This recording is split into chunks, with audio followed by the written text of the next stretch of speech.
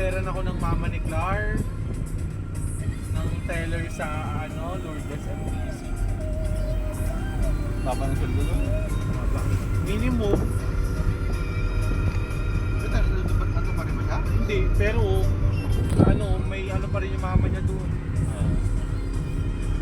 Nag-resign na yung mama niya, pero kumbaga sa mga ibang dokumento, si mama niya pa rin ang sa mga partnership nila. Kasi kaka-advisor ka. Oo, kaya may years of contract daw kasi, di ba? Tapos last year lang naman siya nag-resign, kaya yung iba nandun pa.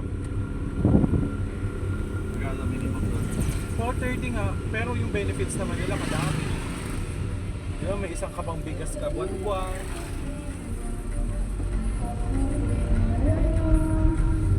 Yung mga ganun sila, di ba doon? Kaban-kaban.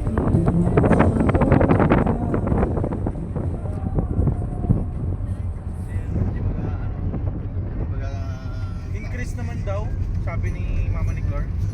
General manager mama niya nun di ba? 6 months, every 6 months nag-increase.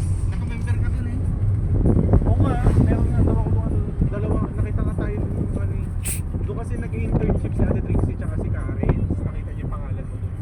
Wala ka na daw balance doon pala eh. Hindi ka pumunod. Nag-resign lang ako. Kaya daw wala akong utang.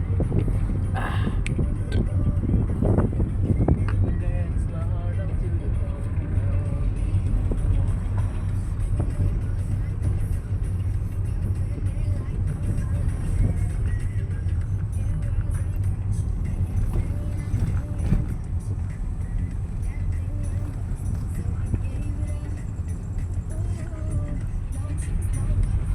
Galing naman na ah.